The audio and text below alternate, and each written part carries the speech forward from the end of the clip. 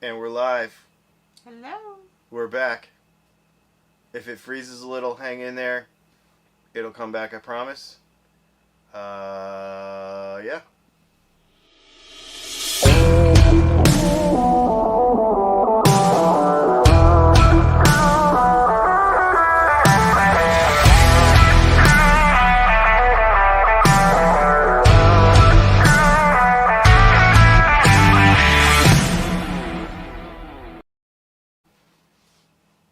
Well, it's the week after NAMM. It is. And we're back. Normally scheduled program. Same bat time, same bat channel. Welcome back. Yeah. If you are new to the channel, make sure you hit the subscribe button. And everybody please hit the like button. Did you know that when you hit the like button, that actually sounds stupid to say as it's coming out of my mouth, but it actually tells YouTube that you like the video. I know, it's dumb. How genius! Right. But what it actually does, tell them that you like it, and then that tells them to share it with more people. So it's not just, oh, I like this video, I'm going to hit a button. It actually does help a lot. So thank you for doing so. If you're new to what we're doing here, we answer questions every Thursday. Patreon members and YouTube members get priority, of course. And then Leslie's over here with the super chat button, noise button, now that we have that all sorted out. So that's noise button. That's pretty cool. So we have a special announcement to make first. Oh, that's right. Because it's bedtime somewhere. Yes. Hi, Owen. Hey, Owen. So we have a. It might be, unless somebody. He's 5. I want to say he's 5. You said we weren't going to talk about his age, but I want to talk about his age because his dad told me he's 5 today. And he might be our youngest regular viewer. Apparently he tells his dad, hey, I want to watch. He was really bummed out when we were not live last week. Yep. And apparently he watches at least the beginning of every Thursday because 8 p.m. Eastern is his bedtime. So we wanted to catch this at the top of the show before he nodded off. So sorry we missed you last week, Owen. So Hello. if there is somebody out there with a young aspiring guitar player that's younger than 5 that watches regularly, please let me know in the comments. But I think right now Owen has the record for the youngest regular watcher of especially the live stream. Yep. So that's pretty cool. Yeah. Maybe I wonder if his dad could take some video of him singing and playing guitar. I wonder if he would let us show that during one of the live streams. Because Owen would so good. Owen would love it, and everyone can take a lesson from the enthusiasm that Owen has for art. Oh, and people are saying hi to you in the comments too. So, anyway, his dad called me today and told me that. He's like, did you know that? He's like, he said, quote, last Thursday when we were not live, this is the worst day of my life. He said that last Thursday when we were not live. So we had to make sure we said hello. It's nice to know that we are impacting our viewers in such a... Oh. Uh-oh. Nice. Super chat. I want to hear the noise. Well, there it is. Thanks, Jeff. I appreciate your participation. Thanks, Jeff. I appreciate that very much. Thanks for the super chat. A couple of things I want to get out of the way before we get into the questions, and then we're gonna get into questions, and then we're gonna get into this subject. It is really revolving around this Gibson purchase that I made and a bunch of videos that I made in the last couple of weeks. You saw the thumbnail, and I want to chat about guitar culture a little bit because I'm finding it interesting. We're going to chat about it in just a few minutes. Before we get into all that, there's a couple of things. We went to NAMM, obviously, last weekend. One of my friends introduced me to someone And I'm very thankful for the introduction because you all, in the comments and in emails and in messages and in everything for the last 2 years since, or a year and a half since we quit making cables, have been asking me, what cables should I use? What cables should I use? And I have thought all about, should I start making them again? Should we, do I want to start selling them again? The answer is no, because we don't have room, it's too heavy, all that kind of stuff. But one of my friends introduced me to a guy in Nashville who makes the best cables ever. I mean, literally.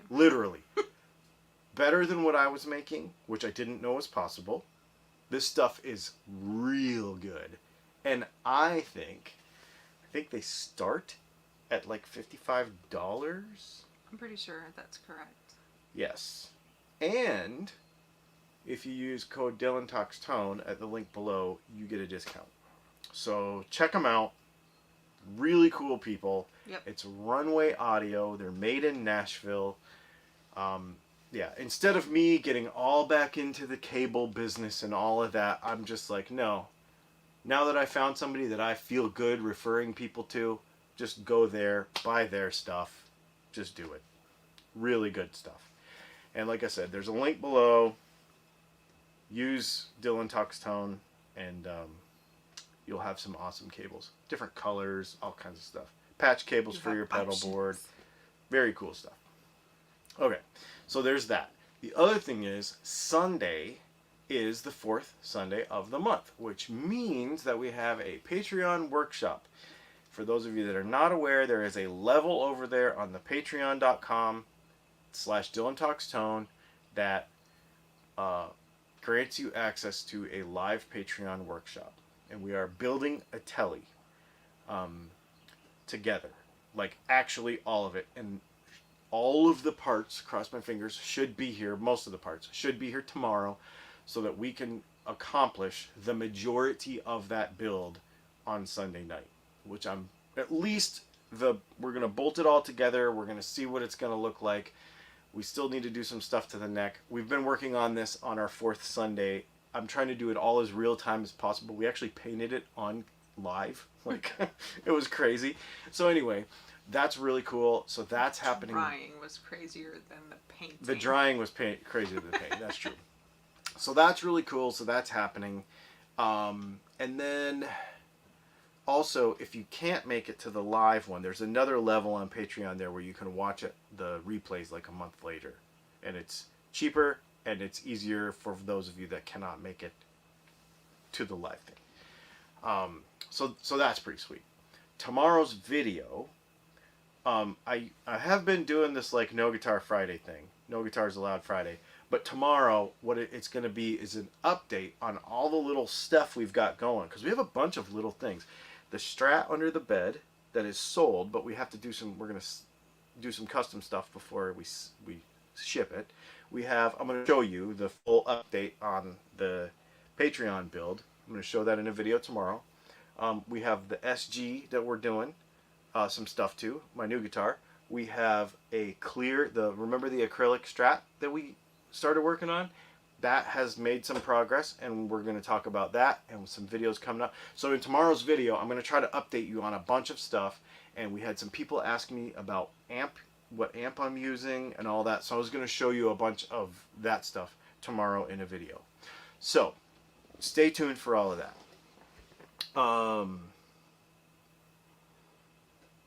Let's see. Let's go to our Patreon questions, shall we? A couple of these are super long, so I'm going to paraphrase the parts that didn't fit. I picked up, this is Jeff McGregor from Arizona. I picked up 2 Zoom H1N recorders, $80 each, from Stupid Deal of the Day through Musician's Friend. I'm a noob when it comes to recording. Any recommendations for settings or free software? So I use Zoom stuff too. I have an H5 and I really like it. That's what I use to record my amp. I'll show you that in that video tomorrow. I will show you how I use it. His comment was really long and he was asking, so this didn't fit in our 200 characters or less here. he was asking about stereo, recording it in stereo, because he wants to do ping pong delay and stuff. To do that right, you really need to have two microphones and two separate channels. And I don't know if the H1N has two separate XLR outs on the front or on the bottom. Or what you could do is you could use the front mics on the H1N and the back mic on the XLR on the H1N, and use like an SM57 and then those front little mics, and record it into two separate channels, pan it left to right, and that will get you as most of the spread as you can, not being true stereo, but it will be dual mono, and you will be able to hear all of that. With the H1N, there's other ways you can do it, but I don't think the H1N will do it. If you use two different recorders, because you have two of them, it'll be so hard to sync, and you'll have a weird millisecond delay between them, and it won't really work. And the other thing about Zooms is that they tend to drag over a long period of time. So what I'm saying is, if you're recording with your H1N and you leave it going for like 30 minutes, it might not sync with, if you're syncing it with video, it gradually loses sync over time, because it's a different frequency than video to start with. And I've had problems with that. So what I've figured out is as long as you keep the segments like 3 or 4 minutes or less, then it's okay. And it'll work. As far as software goes, I mean, GarageBand, dude. That's what we use for everything. We use that for all kinds of stuff. I mean, I have other stuff, but I just find GarageBand super easy and simple, and you can put it on your iPad and on your phone, and, you know, it's super easy. So that's what I would use. So thank you, Jeff. The other Jeff, another Jeff. We might actually have. What's the deal with Gibson's Tectoid nuts? I've read a lot of people have issues with them. We'll talk about the issues that people allegedly have with them later. I don't think they have issues. I think they're complaining, is what I'm going to tell you right now. I have a Tectoid nut in my new Gibson, and it's fine. What does that mean? Was it made for something different? Yeah, it's their synthetic bone. Like their, it's like their Graphtec, basically. Okay. You know, Graphtec is a brand name. We call them all Graphtec nuts, but you just have to say synthetic. Yes, synthetic bone. You know, and then people are going to be like, "Well, that's plastic." Well, it's not. You know, and everybody. We'll get into that. We're going to get into this whole Gibson thing in a few minutes. I think it's bogus. I think those nuts are fine. The nut in my guitar is fine, and I know that I had to do some work on it, but we're going to get into that in a few minutes and kind of flush all that out. And I'm going to share all the details surrounding that with you, because I don't know if people just don't pay attention during videos, or they don't watch the whole thing, or what, but I want to get kind of really detailed on that, because there's a lot of stuff surrounding that. Kind of interesting. Paul says, the topic of Fender slanted bridge pickups that was mentioned the other day is also on my question list. He didn't actually ask a question, but I'm assuming he's wondering about why it's like that. I don't think he's reminding you of a question that may have come up. Maybe it did. I don't recall it coming up, but I let people ask it all the time. It's here now. It's here now, and people ask it a lot. So, why is it like that? Probably because Fender did it like that in the beginning. Well, when you figure the bridge pickup out of a Telecaster came from a pedal lap steel, right? And so he's trying to figure out how to compensate for how a guitar is supposed to sound versus how a pedal or how a lap steel sounds, because you play it different. It's just different. So he probably just did it like that. And you get more treble on the high strings and you get less treble on the low strings. Does it have to be slanted? Probably not, but it just is, and that's how it is. And fun fact, the Stratocaster is slanted too, the same amount of degrees, and it is the same distance from the saddles. So it's like the same, you know. It just doesn't have the bass plate on the bottom, and it's wound different and stuff. But which another question about that will come up in a few minutes, I think. So yeah. So we'll talk about a couple of other details about this your question in just a couple minutes. Robert, since you've been traveling the country, what one landmark, place, or event surprised you the most? And is there one that you were really disappointed with, and why?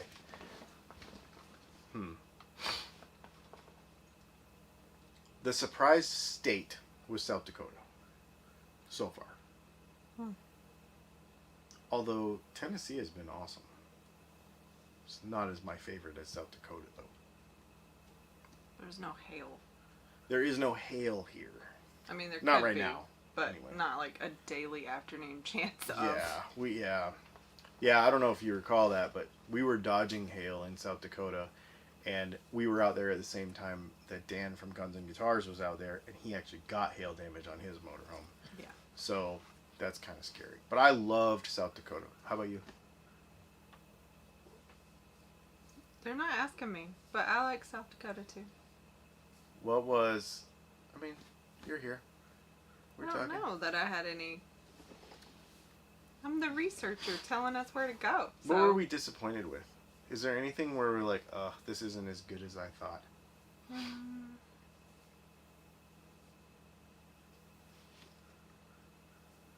I don't know. I think that's just a frame of mind. I think even if we have gone somewhere with different intentions, we just find something else to do. Yeah. There's been a couple times where we've like looked on a map and be like, oh, I wonder if that's cool. And then gotten there and it wasn't as cool as we thought. Yeah. And then found something more cool. Like, because that's what happens. Like, yesterday, well, we found nothing but cool stuff yesterday.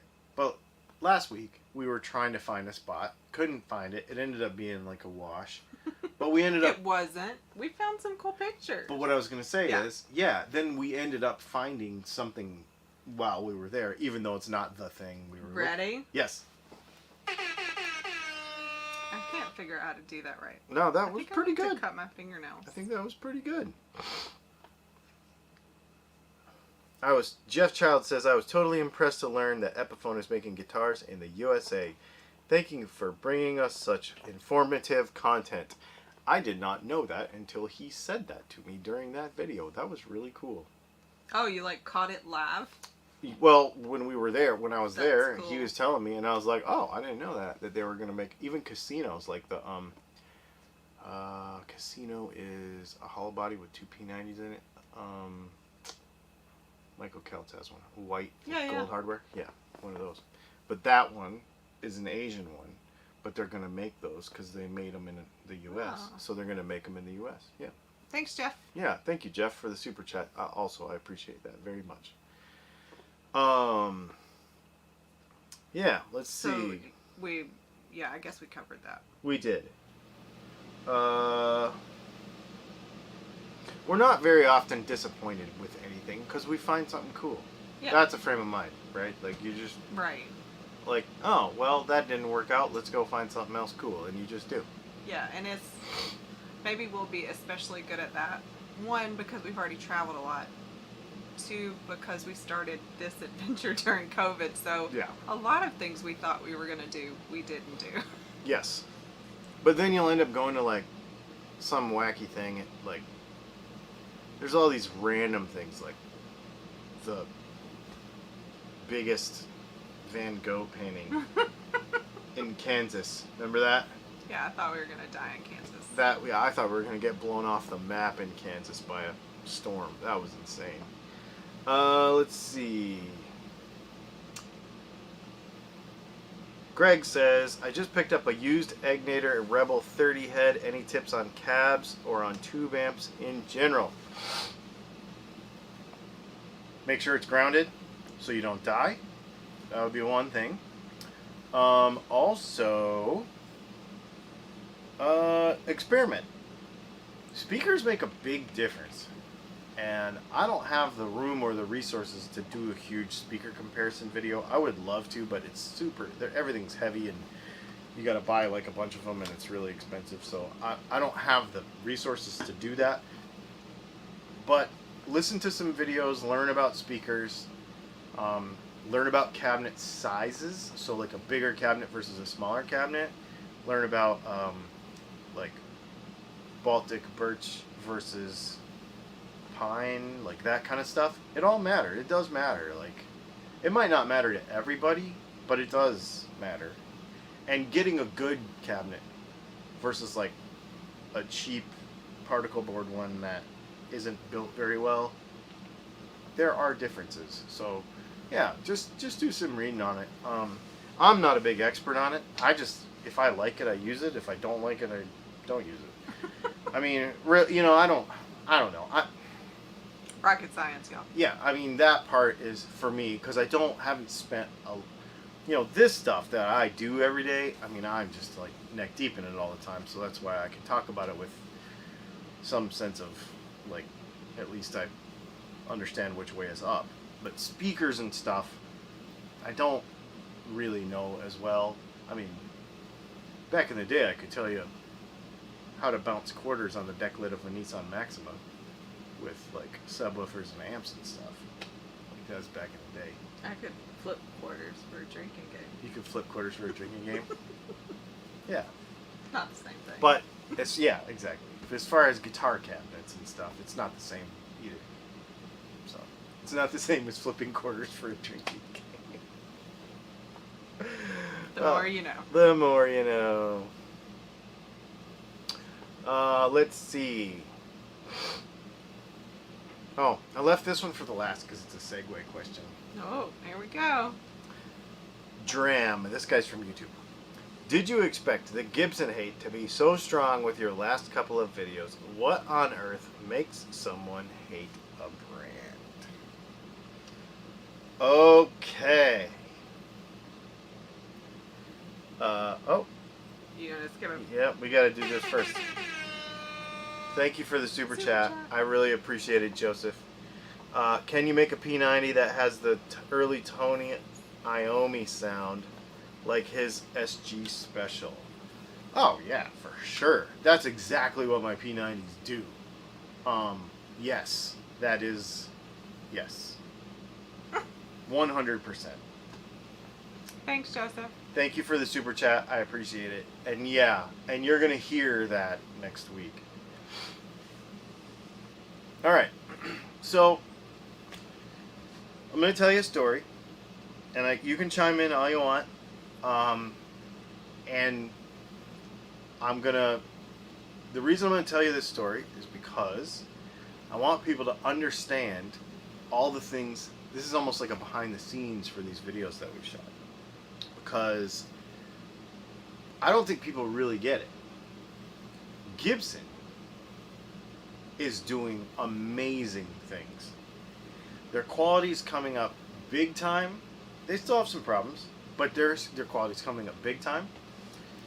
The atmosphere in their facilities is completely changed, and this is not coming from me. This is coming from people that have worked for Gibson for a long time. I talked to the head of the custom shop. I talked to the head of pickup development. I talked to a bunch of people, and they're like, the CEO is super cool. He like comes down. He like chats with all the employees every day. Like he like makes his way around, chats with all the employees every day. He makes sure that and when he has an idea, he like asks like the lowest man on the totem pole and the highest man on the totem pole and gets everybody's kind of input. He said. The people that I talked to said that like when Henry was the CEO, he like came to their office twice and it was to fire somebody like in 15 years. You know what I mean? Completely different atmosphere around there. Everybody seemed to really like their job. I don't know. You went with me one day there, and it seemed nice. Like everybody was having fun. Like it was a pretty cool place to be. And so I bought this guitar and. Well, the first day, actually, I didn't buy the guitar. The first day, I went and just toured the place. And that's when J.C. Curley came and, like, showed me in the vault and all that kind of stuff. You saw that video. If you didn't, make sure you go check it out. And then the next day, that night, I came home and I told her, I said, you know, that place was so cool, I almost bought a guitar. Like, it was really good. It, like, gets you in the mood to buy a guitar. It was really cool. And one of the things, I'm gonna back up. One of the things while I was there talking to JC, because this came up in the comments a lot. Well, it's factory direct, so you should get a big discount, blah, blah, blah. I mean, you buy factory direct from me and you don't get a discount. You buy a Ford truck, like everything. No. Factory direct doesn't mean that you get a discount. And everybody was like, well, and I saw a bunch of stuff in the comments like, well, and then it's just a big money grab. No, not really. I talked to the CEO of Gibson about this because I was wondering if dealers might sort of get pissed if that thing is there and people are buying direct from them. And what he said was the goal of that thing was to show how the brand should be represented, which is a very positive thing.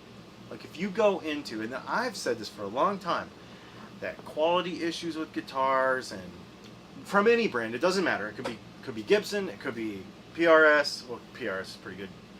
Fender, it doesn't matter. You go into any dealer anywhere and have problems unless that dealer goes out of their way to present the brand the way the brand should be presented, and not like the way Gibson intends it, or the way Fender intends it, or the way Ibanez intends it. And JC said, we talked a lot about this, and we decided that there was nowhere that was really showing what this brand should be like, and so that's what this is. This is a showcase.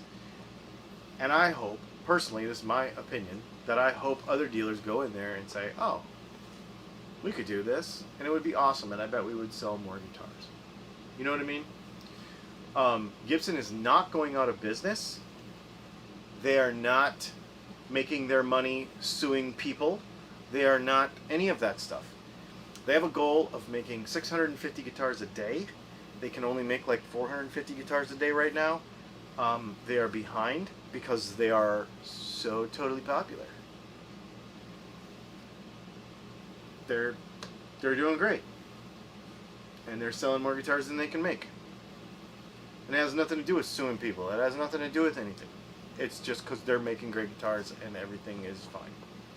So all positive, super positive stuff. So I went and I bought the guitar the next day, shot all the stuff about it. When you go there, they offer to set the guitar up for you. And they have an entire bench with all the setup stuff and nut files and strobe tuners to set the intonation, the whole deal. I took the guitar and I played it, and I noticed that the nut was high right away. And I thought, you know, I could go over there right now and ask them to fix it. Because I talked to them about this.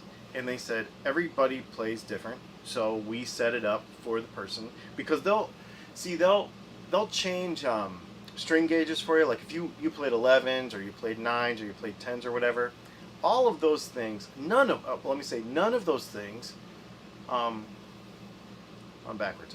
All of those decisions should be made before you cut a nut. String gauge, playing style, all of that. It should all be done before you cut a nut. I'm going to cut, especially on a Gibson because of the way the angles are and stuff, I'm going to cut a nut different with 10s than I am with 9s, and depending on how you play the guitar. And people in the comments they did not agree with that, but I don't care. It's like, I don't set a nut up on a custom build until I've talked to the customer and said, how do you play? What gauge of strings do you want? And ask all of those questions and get good answers to all of those questions, and then set the guitar up for that player. If somebody plays slide a lot, the nut has to be higher. That means they have to compensate some on intonation. Now, in a normal guitar, if the nut is a little bit higher, you can just adjust the saddles individually and fix it. On that guitar, it's a little bit exacerbated because it's a junior and it has that weird bridge. So normally, even a little bit higher nut wouldn't be so bad. But on that guitar, it's it's the design of the guitar. It's not Gibson's fault. It's not a customer service problem. It's none of those things. It's a choice. I made the choice to not do that and do it myself purely so that I could make the video and talk about it. And talk about nut height and versus intonation. Because nut height versus intonation, nut height's effect on intonation is something that a lot of people overlook. And they chase it with their saddles, and it might not be the saddles, it might be the nut. So it depends on the wear on the neck, etc. I wanted to do that and have that whole conversation. So I said, hey, don't touch it. I'm going to do it myself. No touchy touchy. And they said, okay. And that was it. So it wasn't a customer service problem. They totally would have done it for me. It's not a quality control problem. The guitar is actually really good. People were asking too, do they pick guitars for Gibson Guitar Garage that are better than the ones going out to the dealers? There are some models that are only at the Gibson Garage that are Gibson exclusive, like those green ones. Those, like the army green and the black ones that just came out. And then in like 6 or 8 months, there will be a new set of those that's only available there and online. But that's not that many guitars. That's actually very few. Everything else is just factory stuff. It's just factory stuff. Yeah. So, very interesting stuff. So the reason I want to tell you that whole story is because since we made this videos, now I get all this like, well, you're just saying all that because you're a Gibson fanboy. Okay. Number one thing I want to tell everybody is the only YouTuber treatment I got, probably, and I don't even know this to be true. I think if anybody asked and JC Curley had time, he'd probably take people back to the vault and the artist thing. Well, we ran into other people who also got the same treatment. Yes. So it wasn't and people like that weren't YouTubers. It wasn't like an exclusive thing. I know for sure that because I do stuff on YouTube, he invited me to do that. But I don't know that that's very special. I think a lot of people get to do that. As far as the customer service experience and the guitar that I got, none of that was special. No, the one you wanted was gone. The one I wanted was gone. That's correct. The one I actually went to see the day before, from the day before, was gone, and I had to pick another. Fortunately, I'm stoked because it's good. I love it. But it was not special. They did not hold anything for me. I did not get a deal. You know, I paid whatever list price is on that guitar. I think is $13.99. That's what I paid for it. I didn't get a break on it. So I'm just a customer just like everybody else. Except for maybe that tour thing, but I don't even know about that. I just, full disclosure, that might be the only thing where I got a little, you know, whatever. So, this whole fanboy thing's interesting because how long have I been making YouTube videos?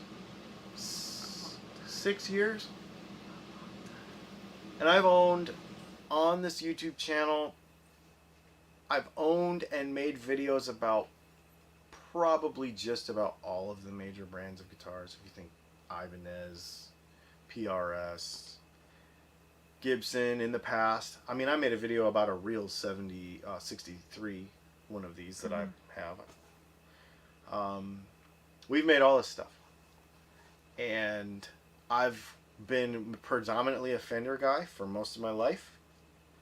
I've never one time been called a fanboy of anything until this Gibson guitar, which is really weird to me.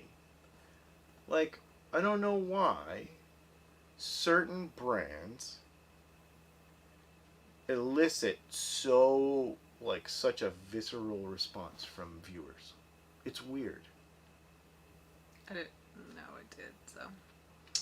PRS and Gibson, I think. Really? Mm-hmm. Yeah.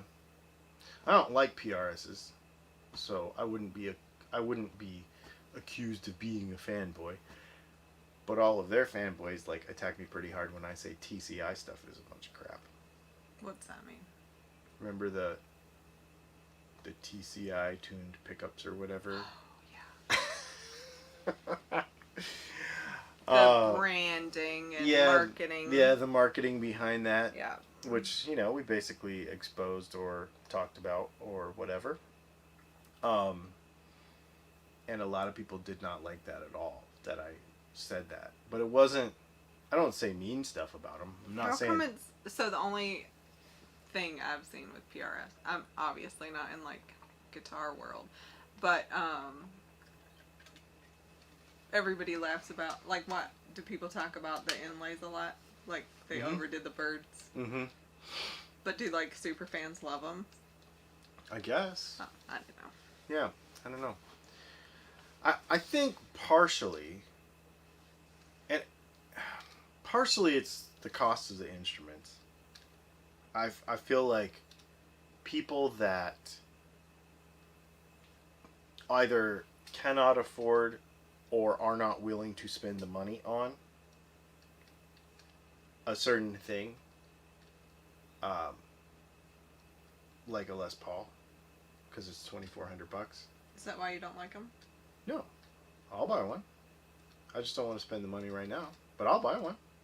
I'm just asking. Yeah, You're about to make an argument that... No, I was about to say that sometimes you're not willing to spend money on something. That doesn't make that thing bad. True. But I think a lot of people... So let's not even say can't afford, because I don't want to... That's not fair. It's probably not true anyway. It's probably not true, and it's not fair to anybody. But let's say not willing to spend the money on. There's lots of things that we are not willing to spend our money on, right? Like, it could be, I always bring up bicycle tires for a road bike.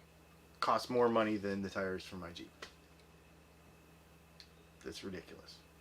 I hate spending that money. I do it because I have to when I ride bikes, but... And Gibson products and PRS products are, by nature, more expensive. I'm actually going to do a video. I decided. I'm doing a bunch of research today. Because everybody says that a Les Paul should not cost $2,400. And that Gibsons are overpriced. I'm going to do a video completely debunking that. I 100% believe that Gibsons are not overpriced. Now, some of their custom shop stuff, we looked at some guitars that were like 10 grand. Yeah, but I don't know what... I mean, at that point, you're paying for some kind of artistry or time or... Right. Yeah. I don't know how you decide what that dollar amount is for anybody. Like, I played a $13,000 acoustic that if I had the money, I would have bought it right then. Right. But I mean, people put art on their walls that cost that much. This is still a functional item. I don't know, like, how you decide it's a weird one. Especially if you make money with it. Well, and if it's a personal... It's a tool. If it's a personal thing. I mean, the guitar... My favorite wooden acoustic guitar, actually Doug Santinello is here, or was here, and he owns it now. I love that guitar enough that I would buy that guitar back from him. Like, I love that guitar. Not right now, Doug. Not right now, because I don't remember where to put it. But I love that guitar. And I didn't mind spending the money on it because I thought of it until our lives changed, that would be my 20-year guitar. Like, I would have that for... that's forever. what you bought it with that intention, yeah. Yes. Of course, our situation changed, and so that's why it moved on. But when somebody buys an heirloom instrument, it makes total sense. And people will go on and on about quality, but I don't care because it's... The other thing about handmade instruments, too, is that they're not all perfect. I mean, they're just not. I want it. Like, I want to know that a hand was on the guitar. And if I look at it and I see a tooling mark and a piece of binding or something, I'm like, somebody actually filed that. You know? So some people are saying,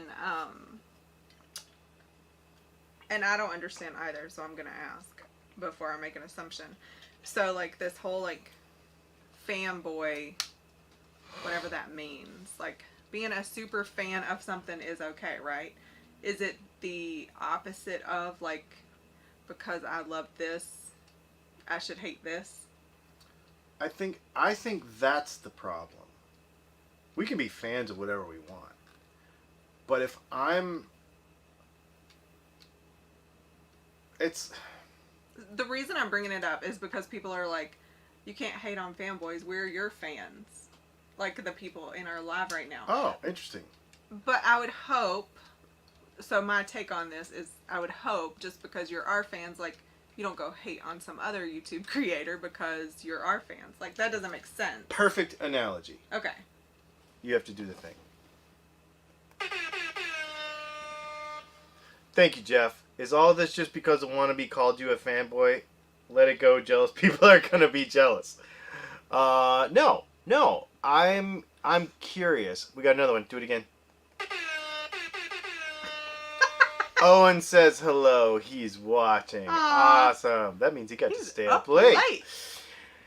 No, it's not about Thanks, that. Michael. Mike. I don't know. Yeah. Thanks, Mike. Okay. The reason I'm bringing it up, it doesn't hurt my feelings.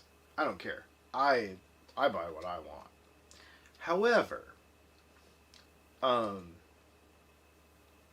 I do think that it does affect certain people, and it robs creativity. Mm-hmm. Like, why should what someone is playing be the focus? Why isn't what they're playing the focus? You know what I mean? Like, not the instrument shouldn't be the focus. The gear shouldn't be the focus. Like, the music they're making. But isn't that why you have to focus. have, like, I mean, what's the show with the blind auditions? Like, so many people Right. are, like, prejudging things. Yeah. And, like, nobody would be a Jack White fan if you judged him by what he played. And I don't know. That is an interesting... Yeah. So, yeah, I think you brought it up. How, even when we talked about it, because I saw the thumbnail or whatever, and I was like, what is this about? Because, one, I knew you never owned a Gibson before, so I don't know how you're a fanboy if you've never even owned one before. Like, you've been playing guitar how many years, and this is your first one? Yeah. So that's an interesting thing. I mean, my limited understanding of what you love about guitars is you love single pickup guitars. They created an experience that you enjoyed that made you then want to purchase a guitar, which is exactly what it's supposed to do. What the goal should be. Right. And then the number of people, like I know from your other video you mentioned, people are those fans of Gibson that are like, I can't believe you're going to take the pickup out? Or do they just not know who you are? Yeah, it might be their new viewers and they don't know what I do. Okay. So is it that you shouldn't take apart this guitar or something? Like, oh, I'm taking it apart. Well, I know that. I'm just, I'm trying to understand the... Yeah, I don't know. I'm interested in all of the social things surrounding it. I just think it's interesting to bring it up and have the conversation. Because I'm not trying to like change the world or anything, but one of the biggest things, one of the biggest reasons we're talking about this is I wanted people to really understand the experience that I had and the fact that it is different. It is a positive thing. And I think that there aren't any brands right now that really suck. All the guitars are good. I think except for Colos. So Mike Crescendi's just said that him and Owen just got on late, so they missed our whole intro. So you have to play him back, like tomorrow something. You have to play the beginning because we talked to Owen. Yeah, and everybody said hello to Owen, so you have to let him see all those comments. Yeah, they're should be at the beginning of the feed. Anyway, we're glad you're here. Yes. No, I just think it's an interesting conversation to have because, uh, and I will say that a lot of my longtime viewers, some of the folks that are on this, were some of the people that were super negative about it. And I'm like, I don't think you get how positive of an experience this was. This is not because I'm a fanboy. I am wicked objective about guitar stuff. Obviously, you know that. And I'm going to tell you if something sucks. I just am. I mean, but even, I don't know. I mean, we went to a couple of places, obviously, in Nashville. mm-hmm. And I mean, I've been to places too where there's like signs everywhere, like, don't touch anything, somebody has to help you. But to feel welcome and comfortable and Mm-hmm. please play me, like that. So, for example, in fact, I was telling Michael this the other day. So, Michael could take Owen, who is 5, to the Gibson garage. I'm saying this, and now he's going to be like, Dad, take me there, watch. Owen could go to the Gibson garage. He's like, yes! And literally, there's a $10,000 SG custom Jimi Hendrix and a V in this custom room. If Owen wanted to play that guitar, they would literally sit him down. Of course, they would supervise him and not let him break off a headstock or anything. But literally, like, they would let him touch that guitar. They would let him, any guitar in there, everything's playable. And they would let him, because they know that creating that experience for that little kid could be like massively impressive on him as he grows up. And all of a sudden, he wants a t-shirt and a shirt, and all of a sudden he is a Gibson fanboy because he had, in a positive way, because he had that experience. And that's what that place creates for people. And I think that's really cool. And I wish that every guitar shop was like that. And there was so much negativity on those videos because of, it's human nature, I think. This happened to me once, so this must be the way it is for the rest of time. So you bought a guitar somewhere and had a bad experience, all of a sudden Gibson sucks. You had a friend who said something and you took that and, filed that away, and now Gibson sucks. Or whatever brand it is, doesn't matter. We're talking about Gibson right now, but it could be anybody. And I just think it's pointless. Like, go do it. Like, go try it yourself. Stole my sound. Yeah, huh? Thanks, Jeff. It wouldn't be a Dylan Gibson without Dylan pickups in it. Hey, I'm not embarrassed. I'm a fanboy of Dylan pickups. Thanks, dude. Jeff. I appreciate that, Jeff. Yeah, it wouldn't be one of my guitars without my pickups in it, right? And I make a good one. Everybody knows that. So and Aaron Short is on here right now, and he. Oh, dude. So we ran into him. He is popping in. Yeah, they're creating a community. Absolutely. And that is why we're talking about it even. So they're doing it right. Oh, man. I wish Aaron was. I'll tell you what, Aaron. Next week, we're going to have Aaron Short on. If he's available. Shoot me a Instagram message, Aaron. So there's a YouTube channel called Aaron Short Music. Yep, he's in the comments. I want everybody to go check it out. He's the coolest dude. We've talked before,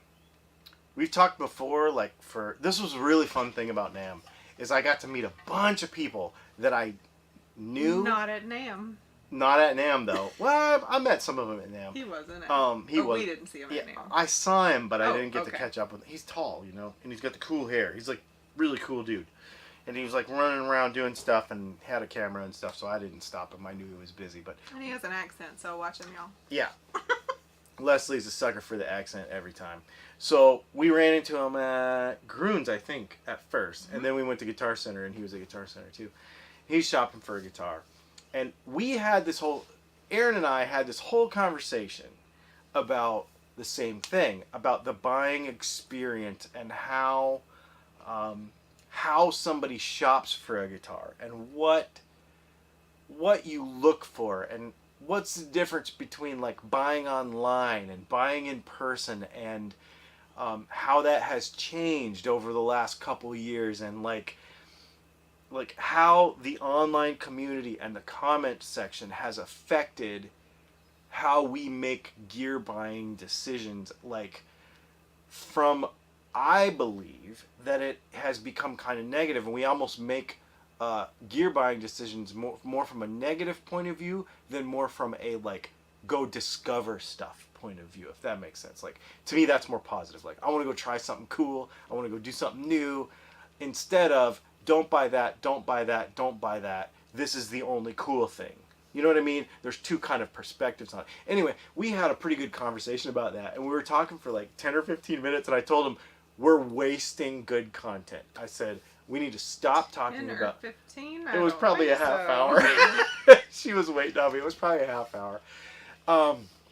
Anyway, I told Aaron we're wasting good content. I need to have you on the live, and we need to like have this whole conversation about how the guitar buying experience has changed from our various perspectives. And he lives in New York City, so he has access to a lot of cool places. And so anyway, we're gonna chat about that offline, and then maybe we'll have him on as a guest because we can have guests now, so that's pretty cool. I'm glad he popped on. Yeah. I shouldn't have watched the Gibson video. I'm about to go on a road trip. See, and that is the positive. Like that's what I'm saying. Like if we can create experiences, we need to do more of those videos too. More of what videos? Those creating experience videos. I want to do that. Like I want to have that like kind of POV. When we did that tour, I literally held the camera right here and I pointed it at Dylan. The guy's name was Dylan. And we walked around and I literally did it as like a point of view, like walking around. Interesting. Kind of thing, like where we were just I was following him around the store. And people really appreciated that because I think it was pretty thorough, you know. Well, I love that it was thorough. Mm-hmm. So my fear is always like, is that enough? Or does it make people want it? Like, so I think that's cool that they still want to go do that. And then the whole, should I have bought this guitar? Did I buy the worst Gibson or whatever? It's funny because that was a play on words because I did. Like, the Gibson Les Paul Jr. is an inferior design, and there is a reason why we have adjustable saddles and all that kind of stuff. But I love that. The guitar has fantastic charm as a result of how it's built, and I love it, and I'm not changing it. Everybody's like, have you picked out a bridge yet? What bridge are you going to buy for it to make it better? And I'm not. The only thing I'm changing in it at this point is the pickup, because I know that I make a better one. Other than that, that guitar is staying 100% stock, and I'm going to keep the stock pickup and then just put it back in there at some later point if I sell it or whatever. But I think that guitar is going to be around a while because, I mean, I've wanted one for years. And it inspires him to play. I've been playing a lot. Mm-hmm. I've been playing a lot. So, yeah. So it is the worst guitar because it is the worst design. But that's what makes it charming. I mean, and back, I think it's a cool. I don't know that I've ever heard that word come out of your mouth.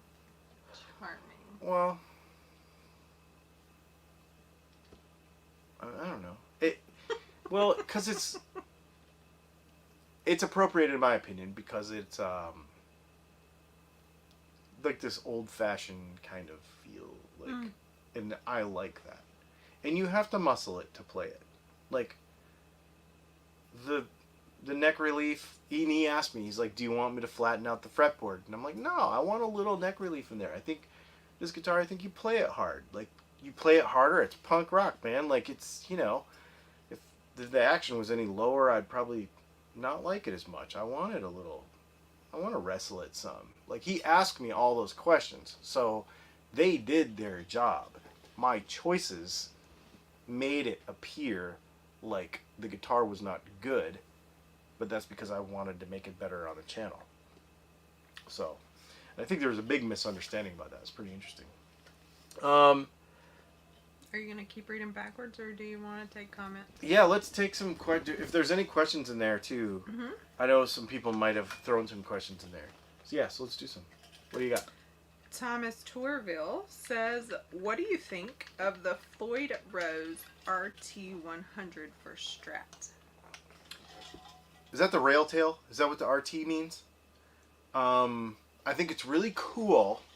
I've always wanted to try one. If that's what you're talking about, the rail tail. I think RT means rail tail.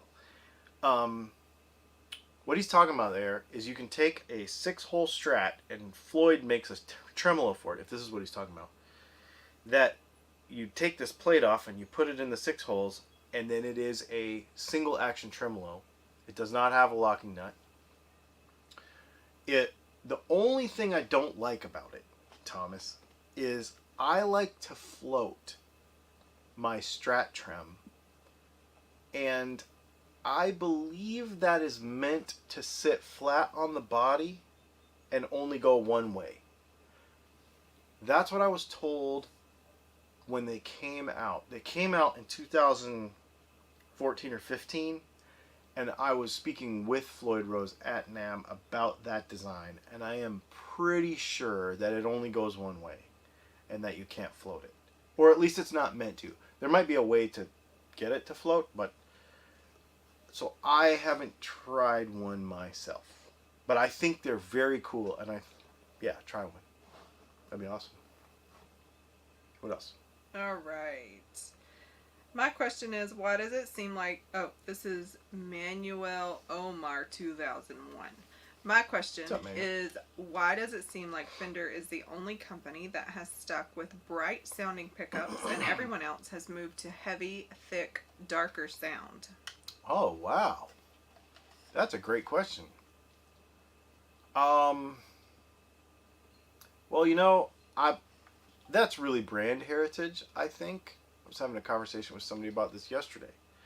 That Fender has really, I don't want to say backed themselves into a corner, but again with this whole brand thing and what people expect from a particular company, that they've, okay, we'll just say it for the sake of this conversation, even though I'm using it loosely, have backed themselves into a corner with Strats and Tellies.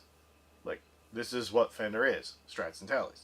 And if you make anything else other than Strats and Tellies, people are going to think it's weird. So you put a Floyd on a Telly and people flip out. Or you put some kind of high gain humbuckers in a Telly, which they did.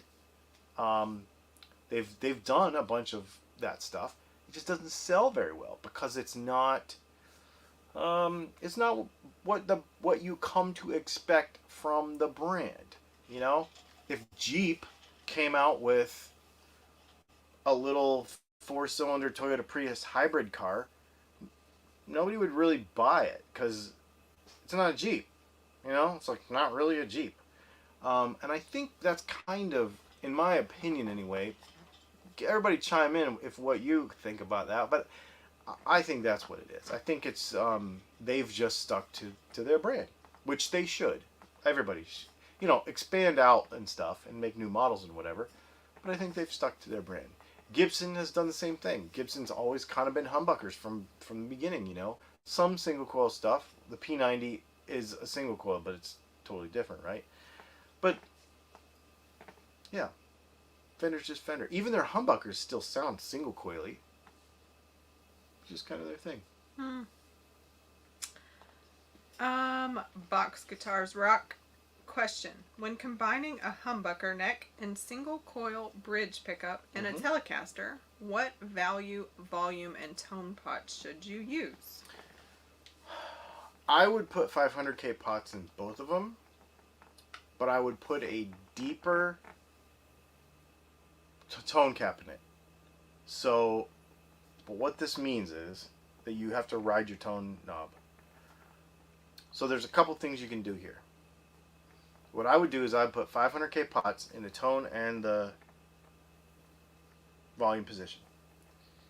Then I would put like a .33 or a .047 cap in the tone circuit. And then as you're playing, you would just adjust as you go, right?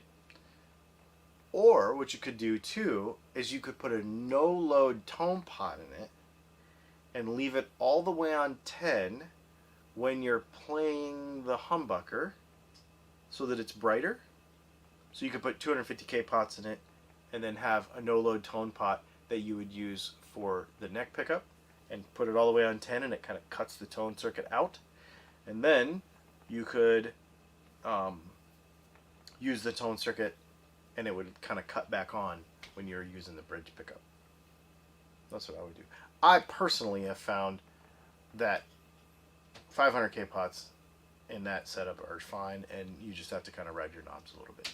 And in that situation also, I would not use a volume mod or any kind of tone bleed, because you almost want in that situation to be able to turn the tone knob down or the volume knob down and be able to get that little change in tone so that you have all that variation, so that you can play with your knobs and get all of that variation between those two pickups. That's my opinion, but yeah, that's what I would do. Cool. I like this name. Guitar Picker 1. Oh, that's good. I must know your opinion on why 50s and 60s Gibsons sound so great. Aged wood, materials, wire type, magnets, grade of harvested wood. So 50s and 60s Gibsons.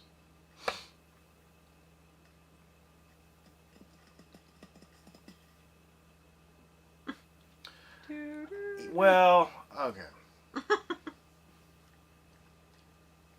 I don't hold the same opinion. Ah. A 59 Les Paul sounds like garbage to me.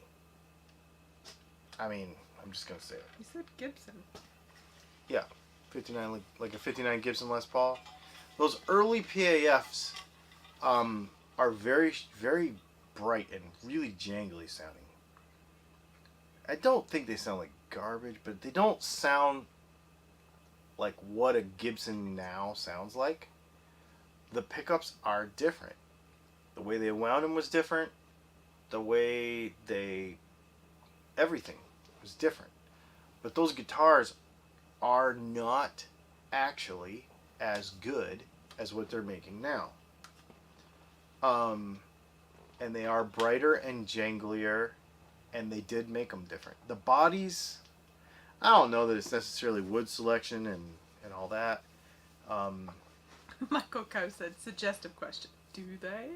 I think he's saying, to your point, like, do they sound better? Anyway, sorry. I mean, I think that's a matter of opinion, but they do sound different. I do know that the old P90s sound way better than the new ones. That P90, so just speaking P90s for a second, that P90 that's in that guitar, my new one, is nowhere near as good as like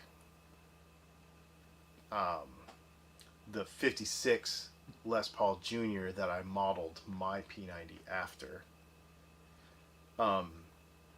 Totally different, but they're made different. The magnets were different, the wire was different, the wind count was the same, everything was different, but also it's in the hands of the winder too, so I don't know about the wood choice thing.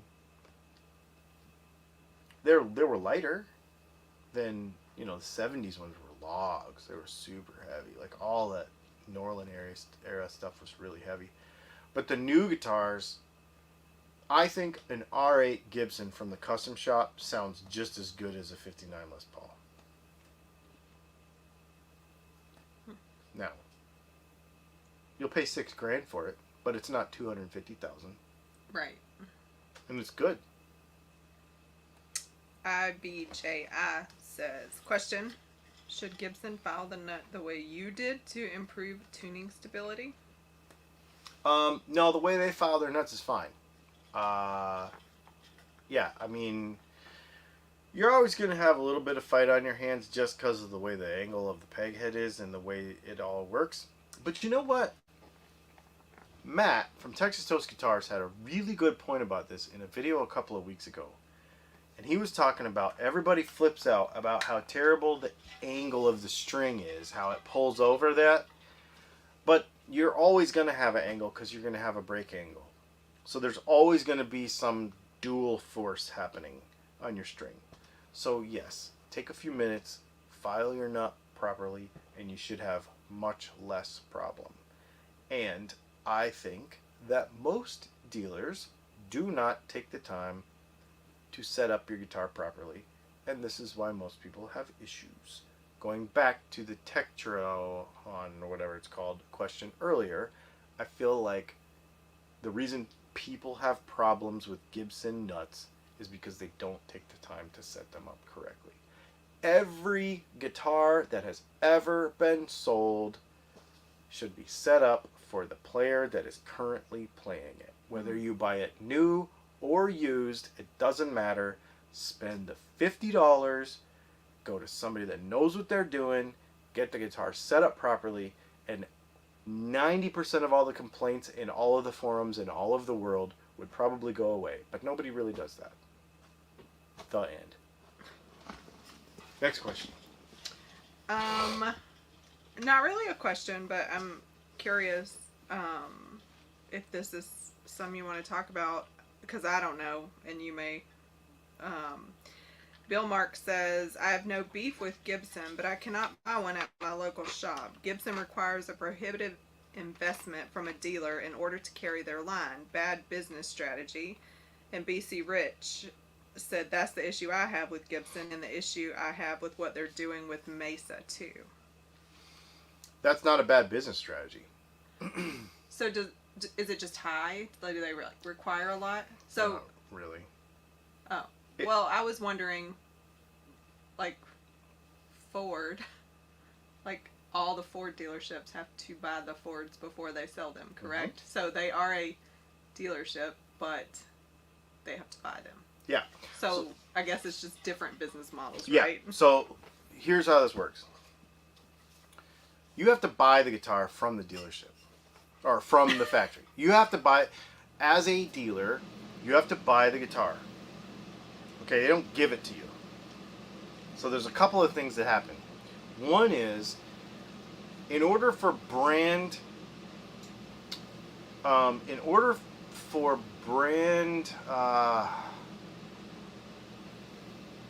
presentation to be correct, the larger brands want you to buy a certain amount of each model that are their core models and have them on hand, so that when this comes down to customer experience. If a customer comes in and the Gibson dealer only has one SG and one Les Paul, that's not a Gibson dealer. And the customer is going to walk out, and again, because the dealership experience was not good, they're going to blame the brand. This is what happens. I went into this place and I couldn't get what I wanted. Screw Gibson. Where actually that's the dealer's fault. So then what happens is, the dealer, the Gibson or Fender or anybody, says, this is how we want our brand to be presented in the store. We want this many feet of a wall. This is all super specific stuff, and it's for every brand's different. But we want this many feet of the wall. Well, first of all, it can be within this many miles of another dealership, blah, blah, blah, blah, blah, territory, all that kind of stuff.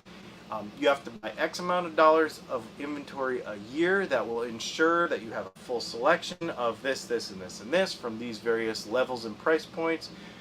We want to have this much coverage in the wall. We want to have this many, like, slash cardboard cutouts and all the branding stuff around the store and the lit up sign and all that. Like that, those are all requirements. Is that cost prohibitive for some dealers? Absolutely. Got to pay to play, man. If somebody calls me right now and says, I want to be a Dylan Talks Tone dealer, I have exactly the same things. And do you know that nobody is a dealer right now? Or ever?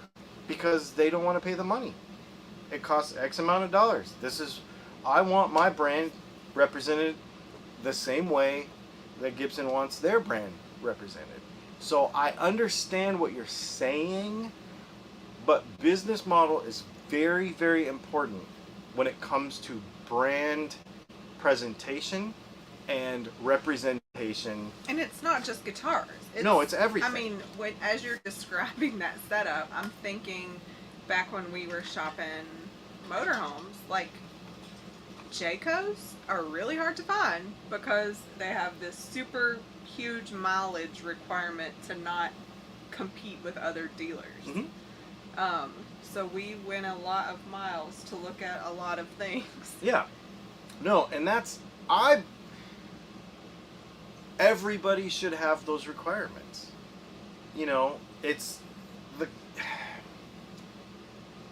I think people think, what was the other thing about the bad business part of that? What was there? Something else? You probably lost it by now. I'm sure I did. But there was a couple of aspects of that were brought up. And no beef with Gibson. I can't buy one at my local shop because the prohibitive investment. Yep. Bad business strategy. That was one comment. And then no, it's not. Okay. Second comment was that's the issue I have with Gibson and the issue I have with what they're doing with Mesa too. Okay, so the same thing with Mesa. They're trying to take Mesa to the next level, and they will. I think it's going to be awesome. But I also believe that with Mesa, they're in a period of transition right now. I was speaking with them also about available inventory and COVID and all this stuff. I think that one of the other things, too, you have to remember with some of this is nobody has enough stuff right now. And because of that, Nobody. We also were in a guitar shop who wasn't able to be, I think, a PRS dealer. But because of COVID and various things, then they had this opportunity, but it was like, this is all we can give you. Like, take what you can get, and this is it. Like, you couldn't pick what you wanted. And he was like, yes, I want in. And he had a bunch of PRSs on the wall. But because it was literally so the market is kind of shaken up right it's a now little weird, bit too. Yeah, absolutely. Yeah, so I think, no, it's not bad business strategy. It's actually very good business strategy. It's just... I can understand how it's frustrating as a person, though. Yes. But also it's hard to sympathize with having to drive somewhere to do something because, I mean, we drove 2 hours yesterday to just go stand on top of a mountain and take a hazy picture. You would be... Well, and I mean, that's the thing. I understand when people are personally affected by something, they think something's wrong. But when you zoom out and look at what's happening, if they allowed... Okay, I'm going to... Take this to the other extreme, okay? Let's take, and I'm not going to name the name of a couple of pickup builders that freaking annoy me, okay? But they do, and here's why. Because they don't take a proper business stance about how to run a real business. And then you can go get a humbucker for $36 or whatever, and they're hand winding them somewhere in the United States, and literally cost $50 or $36 or whatever I don't know how much they get, whatever. And they're literally, and this goes down to people that are like doing guitar setups for $25, people that are doing any of this stuff and not running it like a proper business. It hurts the entire industry. And so when you have some off brands of stuff and if that's what you're used to, then I can understand why. But in order to stay solvent, these companies have to do this stuff. They have to. In order to stay solvent. And, again, it goes back to brand representation. I would not want my stuff in a store that it was just over to the side. I've pulled my stuff out of stores because I've literally done this. I've literally gone into a store that was one of my dealers and saw my stuff, was not happy with how it was being presented. It did not have a full selection. The stuff was all dusty and gross, wasn't in the place with all the other stuff. I took it. I was like, no. I bought it back from them because I didn't want my stuff misrepresented. So I can understand the, and now my stuff's not available in that town anymore. But it's more important to me to have my brand represented properly. And that's all Gibson is doing. I think it's very smart. And I stand behind, I really do. I think it's very smart. What else we got? We're kind of caught up. Okay. Talking about lefties, inavailability of lefties related Oh, to man. that. I feel for you on that. I'm left-handed, but I don't play guitar left-handed. And I think about it all the time. I do look when I go into stores to see how much left-handed stuff there is. And it is really disappointing how much stuff there isn't for left-handed people. I don't understand why that is, but... And they don't even make the stuff. That's the part that sucks. Yeah.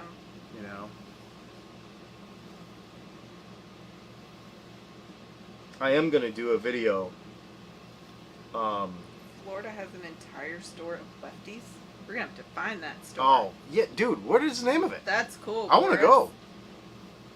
I mean, I don't even play left-handed, but I'd go just to make the video and talk about it. I mean, I know there's like a left-handed store in downtown Disney. Maybe there are like lots of left-handed people in... Oh, this is another good point. Somebody just brought up solidarity of pricing and standards. That is a great point. Because we keep talking about Gibson quality. But you got to think about that too. That is how they maintain quality. That is part of their quality problem. And if they take control of that and say, no, this is not how it's done. This is how we want it done. That's a good way to say that. Solidarity of standards. Yeah, I like that a lot. I'm left-handed, but play right-handed. Yeah, man. It's way more common. I think it was like a generation too. Like you weren't allowed to be left-handed, right? Like.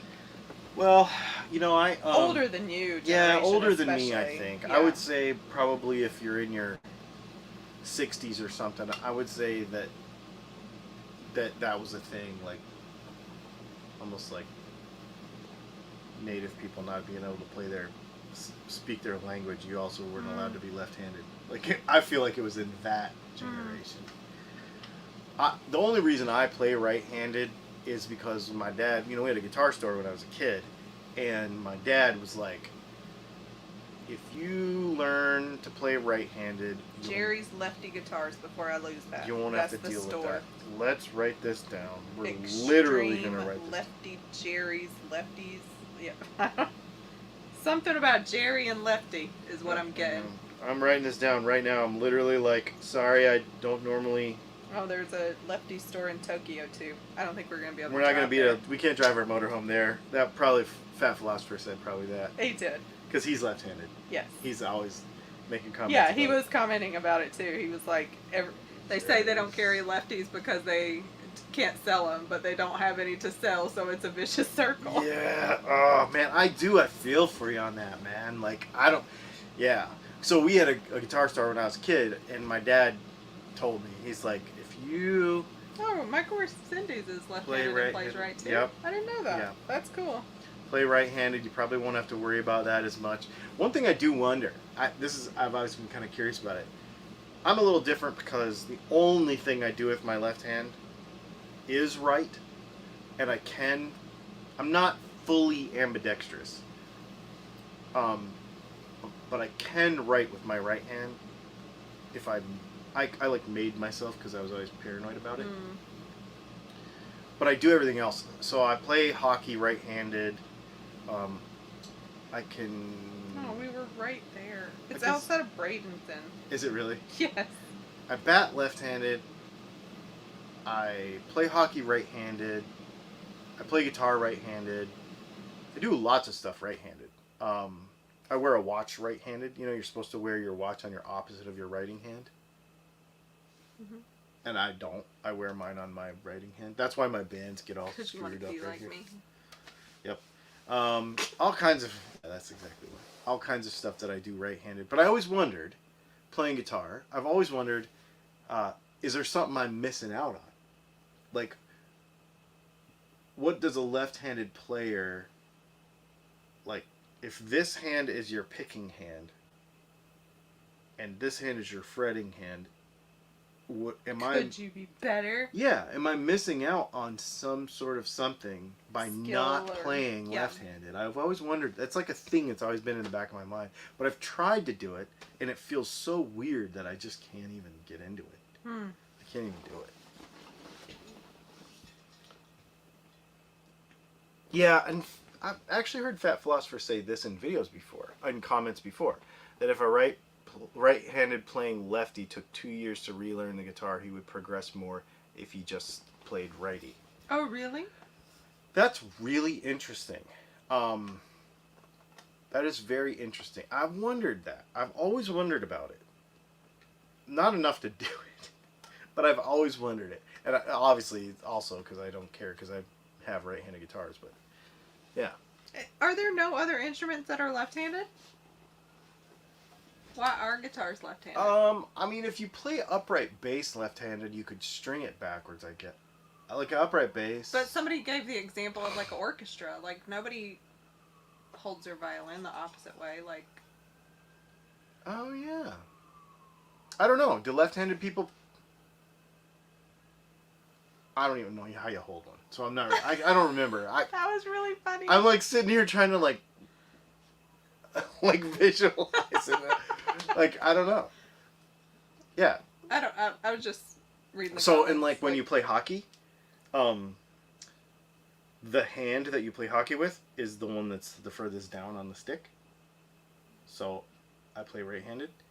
So, does that mean that if you're left-handed and you like play oboe, like is a different hand on top or something? They said there are left-handed violins. Oh, there are. Thank you. Yeah, I don't know. I don't know. And of course, left-handed drummers, like they'll put, the snare will be on the opposite side and the hi-hat will be on the opposite side and stuff. So I know that there is stuff, like there is handedness, but I don't know much about it. Amped Wales says, "Hi Dylan, I've got a maple hollow body and I want to upgrade the stock pickups. I'm looking for a 50s rock and roll tone that can go classic rock too. What Alnico and output humbuckers would you suggest?" Our DAFs with Alnico 5s. That's what I would put in it. Which would basically be our kind of 59 PAF spec stuff. But our version of that, and I think you would dig it a lot. Yeah, that's what I'd put in there. Tram says, 99% of left-handed violinists play right-handed. My wife is one of them. Yeah, That's so cool. That's interesting. Anyway, I mean, I don't know. We're just learning here. I like it. So, the reason I think that I'm okay playing left-handed is because the coordination of this hand to fret is much less. I can write because I have coordination with my first 3 fingers, but the pinky and the ring finger, I don't have it on this hand. So I think it would be a lot harder for me to fret chords with this hand, and I can fret chords more easily with this one. But again, I've been playing like this since I was 6 years old, so I can't tell you that that's true because it's what I know. So I don't know. It's really weird. I don't know. That's interesting. I'd be interested to actually meet, like Fat Philosopher said, I'd be interested to actually meet a left-handed person who learned right-handed and then switched to left-handed. Because I bet that number is very small. And I would be interested to meet that person and talk to them. So if that is you, or anybody that you know, please let me know. Because I would be very interested to have the conversation with that person. Because, I mean, who's going to, like, limit themselves to 4 left-handed guitars on purpose? Unless it's something... I mean, unless there's a huge benefit. A lot of I don't know. right-handed pitchers learn how to throw left-handed because there's an advantage to that. Yeah. Exactly. And I don't know if there's an advantage to switching.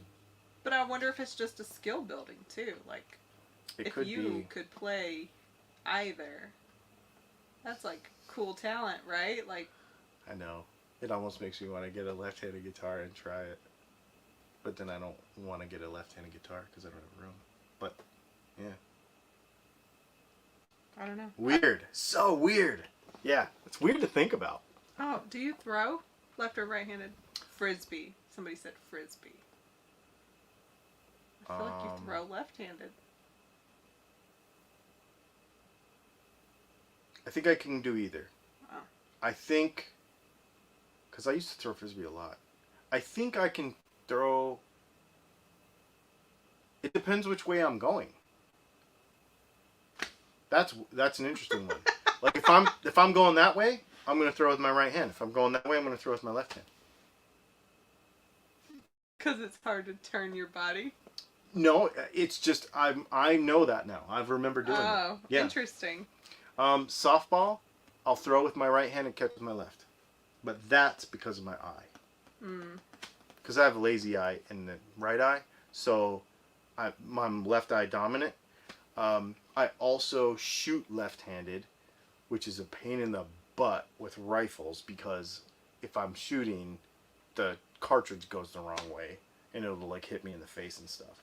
So I've had that problem a lot too. Fat Philosopher said he knows somebody who switched back to lefty. Interesting. Yeah, that's crazy. Yeah.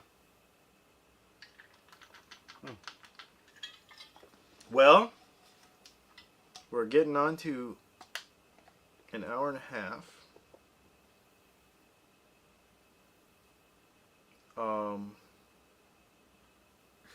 Left-handed silverware for sale. Sorry. This has been a weird conversation. It is. It's been fun though. It's an interesting one. Well, and it came from the whole guitar selection thing, like, you know. No, it's cool. I solder left-handed.